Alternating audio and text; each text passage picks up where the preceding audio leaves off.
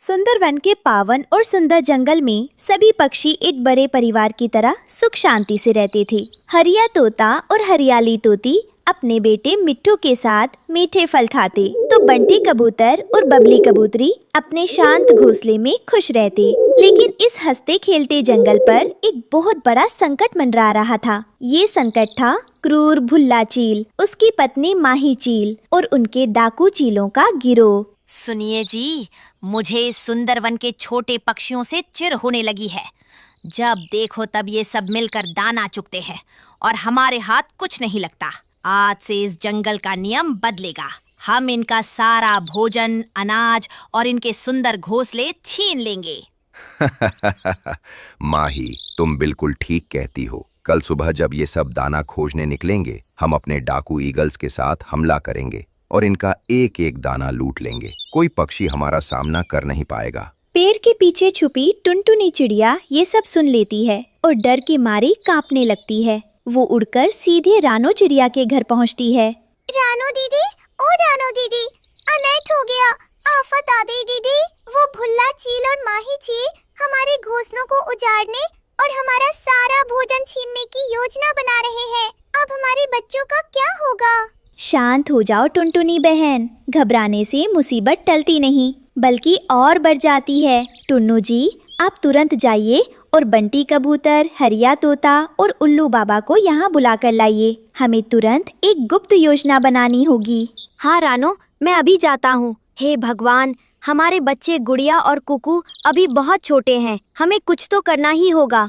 रात का समय एक बड़े बरगद के पेड़ के नीचे सभी प्रमुख पक्षी और उल्लू बाबा इकट्ठा हैं। लल्लू तोता अपने बंगाली अंदाज में बोलता है, अरे बाबा, ये चील लोग तो बहुत ही गड़बड़ा छे। हमरा सारा आम और अमरूद छीन लेगा तो हम क्या खाएगा? रानो दीदी, कुछ उपाय करो ना भाई। शांत पक्षियों, शांत। भुल्ला चील और माही चील ताकत में हमसे बहुत बड़े हैं। अगर हम खुले में उनका सामना करेंगे तो नुकसान हमारा ही होगा। समझदारी इसी में है कि हम अपने घोंसले और अनाज को ऐसी जगहों पर छुपा दें जहां चील की नजर कभी न पहुंच सके। लेकिन बाबा, ऐसी कौन सी जगह है जहां वो हमें ढूंढ नहीं पाएंगे? बाबा ठीक कह रहे हैं। हमारे जंगल में जो पुराना घना बम्बू का जंगल है, वहाँ की सूखी झाड़ियों और पेड़ के खोखलों के अंदर हम अपने गुप्त घोंसले बनाएंगे। बाहर से हम उन रास्तों को हरी पत्तियों और लताओं से ढक देंगे ताकि आसमान से उड़ते हुए चील को सिर्फ जंगल दिखाई दे, कोई घोंसला नहीं। यह विचार बहुत उत्तम है। हम सुबह होने से पहले ही अपने अंडे और बच्चों को वहाँ सुरक्षित पहुँचा देंगे। रानो चिड़िया की सूझबूझ से सभी पक्षियों ने रात में अपने गुप्त घोंसले तैयार कर लिए। उन्होंने अपने बच्चों को सुरक्षित छुपा दिया और बाहर भोजन का एक दाना भी नहीं छोड़ा। पूरा सुंदरवन ऐसा लग रहा था मानो वहाँ कोई रहता ही ना हो। अजी सुनते हो, पूरा दिन सोते रहते हो। जग्गू सुबह से भूखा है, जाओ कहीं से अनाज खोज कर लाओ। दूसरों के घोंसलों में ताक झांक करने के अलावा तुम्हें कोई काम ही नहीं है। अरे भाग्यवान, तुम तो ऐसे चिल्लाती हो जैसे भोजन पेड़ पर नहीं मेरी जेब में रखा है। रुक, मैं अभी जाता हूँ और उस सीधे सादे बंटी कबूतर के घोंसले से मक्के के दाने लेकर आता हूँ। कालू कौवा उड़कर पूरे जंगल में घूमता है, लेकिन उसे हर घोंसला खाली और उजाड़ दिखाई देता है। वो हैरान रह जाता है। अरे, इस सुंदरवन को क्या हो गया? ना कहीं रानो चिड़िया दिख रही है, ना तोती का आता पता है। सारे घोंसले खाली पड़े हैं। क्या सबके सब जंगल छोड़कर भाग गए? मेरे जैसे चालाक कौवे का अब क्या होगा? मैंने तो कभी खुद मेहनत की ही नहीं। तभी आसमान से भुल्ला चील और माही चील अपने साथियों के साथ चिल्लाते हुए नीचे आते हैं। वे खाली घोंसले देखकर गुस्से से लाल हो जाते हैं।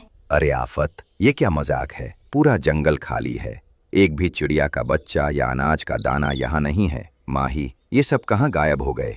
भुल्ला जी, जरूर इन पक्षियों को हमारी योजना का पता चल रहा था, लेकिन ये सब छुपाएंगे कहाँ? तभी माही की नजर पेड़ पर छुपे कालू कौवे पर पड़ती है। अरे देखो, वो आलसी कालू कौवा वहाँ बैठा है। इसे जरूर पता होगा। भुल्ला चील उड़कर कालू कौवे के पास जाता है और अपनी बड़ी परछाई से उसे डराता है। कालू डर के मारे कांपने लगता है। क्यों रे कालू, अगर अपनी भलाई चाहता है तो सच सच बता दे कि जंगल की सारी चिड़ियां और उनके बच्चे कहाँ छुपे हैं। अगर नहीं बताया तो आज तेरा घोंसला हमेशा के लिए गिरा दूंगा। अरे चील महाराज, शांत हो जाइए, शांत हो जाइए। मुझे कसम से कुछ नहीं पता। मैं तो खुद सुबह से भूखा घूम रहा हूँ। लेकिन आप चिंता मत कीजिए, मेरा नाम शातिर कालू कौवा है। मैं अपनी जासूसी बुद्धि का इस्तेमाल करूंगा और उन चिड़ियों के गुप्त ठिकाने का पता लगाकर आपको बताऊंगा। बदले में मुझे और मेरे परिवार को ढेर सारा अनाज मिलना चाहिए। ठीक है कालू, अगर तुमने हमें उनका ठिकाना बता दिया तो हम तुम्हें इस जंगल का बड़ा लीडर बना देंगे और ढेर सारा भोजन भी देंगे। जाओ और पता लगाओ। कालू कौवा जंगल में रोने का नाटक करते हुए उड़ता है। वो रानो चिड़िया के पुराने पेड़ के पास जाकर जोर जोर से चिल्लाने लगता है। हाय दया, कोई मेरी मदद करो। मेरे पेट में बहुत दर्द हो रहा है। मैं भूख से परेशान हूँ। मेरी पत्नी गौरी और बच्चा जग्गू भी बेहाल है। क्या इस जंगल में कोई दयालु पक्षी नहीं बचा जो एक भूखे कौवे को थोड़ा सा दाना दे सके? रानो चिड़िया और टुनटुनी चिड़िया झाड़ियों के पीछे से कालू को देखती हैं। टुनटुनी का दिल पिघल जाता है। रानो दीदी, देखो कालू भाई कितने कष्ट में है। वो भले ही थोड़े लालची है, लेकिन आखिर है तो हमारे पड़ोसी ही ना। हमें उनकी मदद करनी चाहिए। टुनटुनी बहन, कालू का स्वभाव धोखा देना है। मुझे इस पर पूरा भरोसा नहीं है, लेकिन फिर भी कोई भूखा ना रहे, इसलिए तुम इसे थोड़ा सा अनाज दे आओ, पर हमारे गुप्त ठिकाने का रास्ता मत बताना। टुनटुनी चिड़िया बाहर आती है और कालू को अनाज के दाने देती है। कालू मन ही मन खुश हो जाता है और टुनटुनी को अपनी बातों में फंसाने की कोशिश करता है। ओहो टुनटुनी बहन, आपकी बहुत कृपा है। लेकिन बहन, आप सब इस पुराने पेड़ को छोड़कर कहाँ चले गए हो? मुझे भी बताओ ना, ताकि मुश्किल के समय मैं भी अपने परिवार को वहाँ ला सकूं। कालू भाई, हम सब उस पार जो घने बांसों का जंगल है, वहाँ जो सबसे बड़ा खोखला बरगद का पेड़ है, उसके अंदर छुपे हुए हैं। वहाँ चील कभी नहीं पहुँच सकता। तुम भी वहाँ आ जाना। मिल गया ठिकाना। बहुत बहुत धन्यवाद टुनटुनी बहन, मैं अभी आता हूँ। कालू वहाँ से तुरंत उड़कर भुल्ला चील और माही चील के पास पहुँचता है। चील महाराज, बधाई हो, मुझे उन चिड़ियों का गुप्त ठिकाना मिल गया है। वे सब उस पार बम्बू के जंगल में सबसे बड़े खोखले बरगद के पेड़ के अंदर छिपे बैठे हैं। शाबाश कालू। साथियों, तैयार हो जाओ। कल सुबह सूरज निकलते ही हम उस बरगद के पेड़ पर चलेंगे और सभी पक्षियों को घेर लेंगे। शाम का समय। कालू कौवा जब खुश होकर अपने घोंसले की तरफ जा रहा होता है, तो बूढ़ा कछुआ उसे चील से बात करते हुए सुन चुका होता है। वो रानो चिड़िया को आकर सब सच बता देता है। रानो बेटी, कालू ने तुम्हें धोखा दिया है। उसने भुल्ला चील और माही चील को तुम्हारे गुप्त ठिकाने का पता बता दिया है। कल सुबह वे सब यहाँ आने वाले हैं। हाय रानो दीदी, मुझे माफ कर दो। ये सब मेरी नादानी की वजह से हुआ। मैंने कालू पर भरोसा कर लिया। अब हम सब मुसीबत में आ जाएंगे। रो मत टुनटुनी बहन, अब रोने का नहीं, बल्कि उन सब को सबक सिखाने का समय आ गया है। वे समझते हैं कि हम छोटे पक्षी कमजोर हैं, लेकिन वे हमारी एकता की ताकत को नहीं जानते। उल्लू बाबा, हमें अपनी रक्षा के लिए कुछ अनोखा करना होगा। रानो, तुम्हारी आंखों में मुझे जीत दिखाई दे रही है। बताओ, तुम्हारी क्या योजना है? दोस्तों, ध्यान से सुनो। हम चीलों से सीधे शारीरिक लड़ाई नहीं लड़ सकते, लेकिन हम अपनी सूझबूझ से उन्हें पीछे हटने पर मजबूर कर सकते हैं। तुम दोनों जंगल से ढेर सारी चिपचिपी जादुई गोंद और बेल के फलों का रस इकट्ठा करो। तुम और तुम्हारे साथी सूखी लाल मिर्च का पाउडर और बारीक धूल के पैकेट तैयार करो। बाकी सभी पक्षी पेड़ों के ऊपर बड़े बड़े टमाटर, पानी से भरे जंगली पत्ते और बड़े बड़े जादुई रस्सियों के जाल तैयार रखे। कल सुबह जैसे ही चील इस खोखले पेड़ के पास आएंगे, हम उन पर ऐसा फनी वॉर करेंगे कि वे कभी सुंदरवन की तरफ नहीं देखेंगे।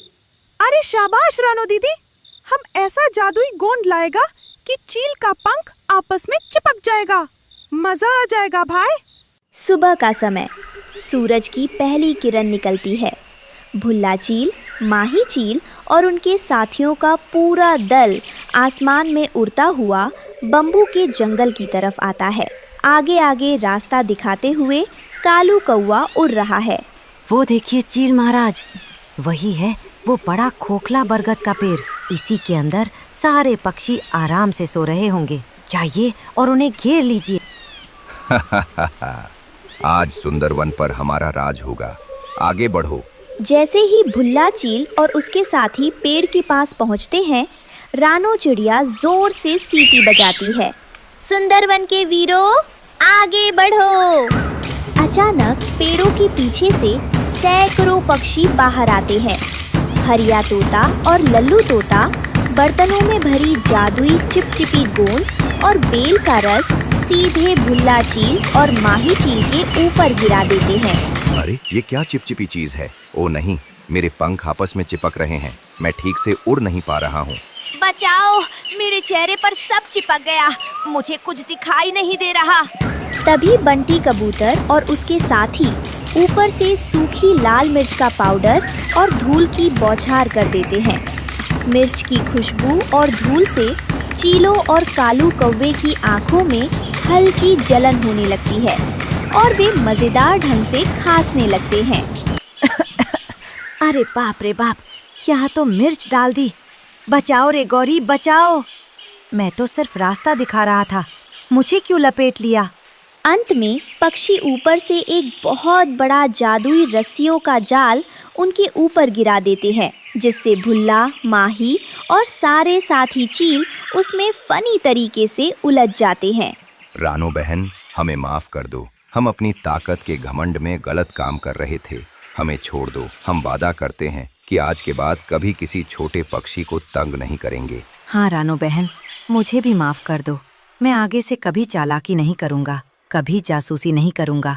खुद मेहनत करके अपना पेट भरूंगा। मुझे इस जाल से निकालो बहन। भुल्ला चील और कालू भाई, किसी को कमजोर समझना सबसे बड़ी भूल होती है। जब छोटे छोटे पक्षी एक साथ मिल जाते हैं तो बड़े से बड़े संकट को भी हरा सकते हैं। हम तुम्हें कोई नुकसान नहीं पहुंचाना चाहते, क्योंकि हम शांति प्रिय हैं। हम तुम्हें छोड़ रहे हैं, लेकिन अगर दोबारा सुंदरवन की तरफ बुरी नज़र से देखा तो अच्छा नहीं होगा।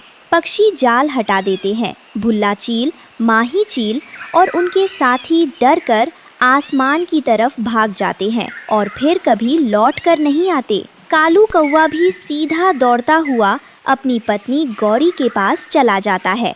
इस तरह रानो चिड़िया की अद्भुत सूझबूझ, उल्लू बाबा के मार्गदर्शन और सभी पक्षियों की अटूट एकता ने सुंदरवन को हमेशा हमेशा के लिए सुरक्षित कर दिया। अब जंगल में फिर से खुशहाली छा गई थी। बच्चे, गुड़िया, कुकू और मिट्ठू फिर से आज़ादी से खेलने लगे थे और लल्लू तोता खुशी से नाचते हुए गाने लगा था। अरे वाह, एकता की जीत भाई। अब हम सब मिलकर खाएगा मीठा मीठा आम। सुंदरवन जिंदाबाद। ज्योति परिहार, आयुष, शुमैला अहमद, मोनी, प्रिंसी,